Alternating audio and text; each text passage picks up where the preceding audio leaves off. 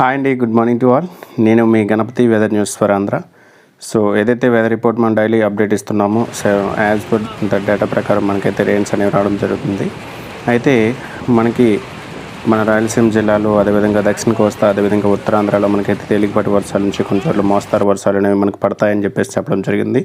అదేవిధంగా మనకి 24వ తారీఖున ఒక తుఫాన్ అనేది రావడం జరుగుతుంది. లో ప్రెజర్ అనేది మనకి centre of Bay of Bengal ఏర్పడి ఇదైతే మనకి తుఫాన్గా మారి ఉత్తరాంధ్రకు వస్తుందని చెప్పేసి అప్పట్లో అనుకున్నాం. సో అయితే యాజ్ పర్ మన డేటా ప్రకారం ప్రజెంట్ ఉన్నటువంటి ఏదైతే డేటా ఉందో దాని ప్రకారం మనకైతే ఇది ఢాకా అంటే మనకి ఇది బంగ్లాదేశ్కి చేరుకుంటుందని చెప్పేసి కోస్తా ఆంధ్ర అనుకొని మనకి ఇది బంగ్లాదేశ్ చేరుకుంటుందన్నమాట. సో దీనికి సంబంధించి మనకైతే ఎటువంటి ఎఫెక్ట్ అయితే లేదని చెప్పేసి చెప్పొచ్చు. అయితే మనకి చిన్న లైట్ రెయిన్స్ అనేవి ఇంకా ఎక్కువ మొత్తంలో ఉన్నాయి ఈరోజు. అదేవిధంగా ఈరోజు ఎక్కువ మొత్తంలో మనకి ఉత్తరాంధ్రలో తేలికపాటి వర్షాలు అక్కడక్కడ ఉంటాయి.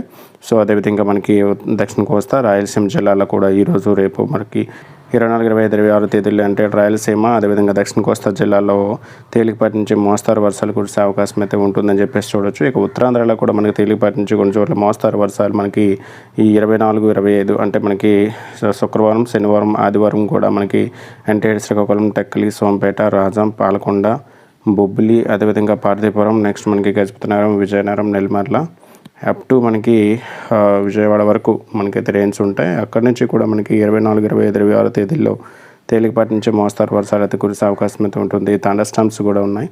సో కొద్దిగా అలర్ట్గా ఉండండి. సో మ్యాక్సిమం మనకైతే రెయిన్స్ అనేవి ఈ మంత్ ఎండింగ్ వరకు పడే అవకాశం అయితే ఉంటుంది. ఏదైతే తుఫానుకు సంబంధించి వస్తున్నటువంటి వార్తలకు సంబంధించి మనమైతే అది Bay of Bengal, centre of Bay of Bengal నుంచి అది ఉత్తర దిశగా సాగి మనకి అది బంగ్లాదేశ్కి చేరుకునే అవకాశం అయితే ఉంటుంది ఈ నెల 29వ తారీఖున అని చెప్పేసి ఇక్కడ చూడొచ్చు. సో తుఫాన్ ఎఫెక్ట్ అయితే మనకి ఆంధ్రాపై లేదనే విషయాన్ని మనం 90% చెప్పొచ్చు అని చెప్పేసి చూడొచ్చు. ప్రజెంట్ ఉన్నటువంటి డేటా ప్రకారం ఇది వెదర్ అనేది డైనమిక్ కాబట్టి ఇంకా చేంజ్ అయ్యే అవకాశం అయితే ఉంటుంది. ఇన్ కేస్ దాని యొక్క దిశ అనేది చేంజ్ అయితే దాన్ని ఫర్దర్గా మనం అప్డేట్ చేద్దాం. సో ప్రజెంట్ ఉన్నటువంటి వాతావరణ సమాచారం అయితే ఇది. ఎవరైతే మన సబ్స్క్రైబర్లు ఉన్నారో మనందరికి కూడా పేరు పేరున ధన్యవాదాలు. ఇంకా సబ్స్క్రైబర్ని పెంచుకొని ఇంకా 10 మందికి ఈ న్యూస్ని షేర్ వేస్తే వాళ్ళకి కూడా యూటిలైజ్ అయ్యే అవకాశాలు ఎక్కువ ఉంటాయని చెప్పేసి చూడొచ్చు. సో ఇది ఇప్పటివరకు ఉన్నటువంటి వెదర్ అప్డేట్స్. రేపు వెదర్ అప్డేట్లో మళ్ళీ కలుద్దాం. Thank you to all. మీ గణపతి, సదా మీ సేవలో వెదర్ న్యూస్ ఫర్ ఆంధ్ర.